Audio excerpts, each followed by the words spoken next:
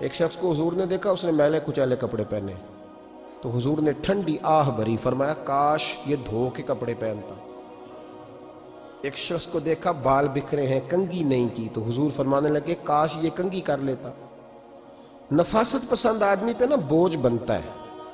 جو آدمی، آپ کو پتہ ہے کہ امام شافعی تو فرماتے ہیں جمعے والے دن غسل کرنا واجب ہے، ماتے غسل نہ کرے تو جمعہ ہی نہیں ہوگا۔ اگرچہ ہمارے امام صاحب کے نزدیک سنت ہے۔ یہ سنت کب بنا؟ ایک دن نہ بہت سارے لوگ اپنے اپنے کام سے اٹھے مسجد میں آ گئے، مسجد نبوی میں۔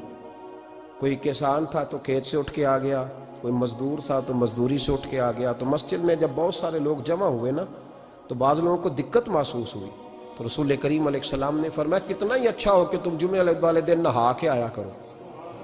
بس وہ صحابہ کا مزاج ہمارے والا نہیں تھا کہ تفصیل بتائیں، حکمت بتائیں، ملے گا کیا، ثواب کتنا، نہ نہائیں تو گناہ، یہ کوئی نہیں۔ حضور نے کہا کہ نہا کے آؤ تو کتنا ہی اچھا ہے۔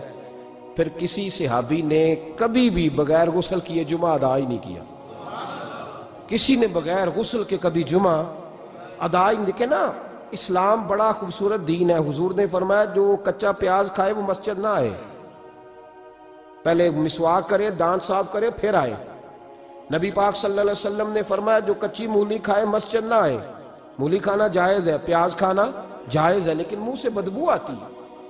نبی پاک علیہ السلام کا ظاہری حسن کیا بات ہے۔ میلاد مبارکہ میں نبی پاک علیہ السلام کی جو چیز بڑی کھل کے واضح ہوتی ہے وہ رسول اللہ کا حسن و جمال ہے۔ آپ کی والدہ سیدہ طیبہ طاہرہ حضرت سیدہ آمنہ رضی اللہ تعالیٰ، اماں جی کہتی ہیں کہ میرے محبوب جب میرے بطن اقدس میں آئے تو جو تکالیف عورتوں کو ہوتی ہے مجھے ان میں سے کوئی تکلیف بھی نہیں ہوئی۔ اور اماں جی کہتی ہیں مجھے کبھی کوئی ثقل، کوئی بوجھ محسوس نہیں ہوا۔ اور فرماتی ہیں کہ جو ولادت کے وقت لوگوں کو، عورتوں کو تکلیف ہوتی ہے مجھے وہ بھی نہیں ہوئی۔ اور فرماتی ہیں کہ نبی کریم علیہ السلام پیدا ہوئے تو ہمیں حضور علیہ السلام کی ناف کو کاٹنا نہیں پڑا، ناف بریدہ پیدا ہوئے، ختنہ شدہ پیدا ہوئے۔ آپ کو پتہ ہے عورتیں غسل دیتی ہیں بچے کو پیدا ہونے کے بعد، لیکن میرے محبوب نے سجدہ ہی کر لیا پیدا ہوتے ہی، امتی امتی کہتے ہوئے پیدا ہوئے۔